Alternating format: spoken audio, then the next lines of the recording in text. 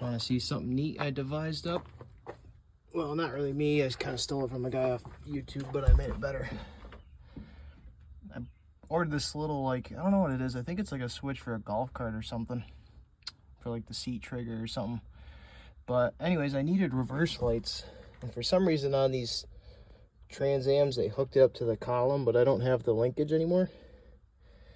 So there's an adapter kit to put it right here, but it's like 130 bucks. So I bought this switch for $5. And what it does is it moves that little toggle. So I made it rest up against here, this little bar. You pull it back,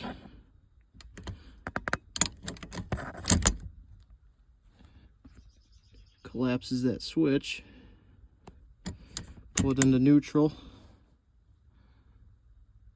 or into drive, and it's not there anymore.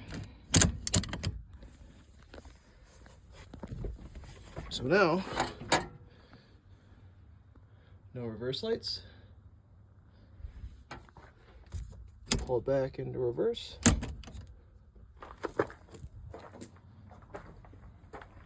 Reverse lights.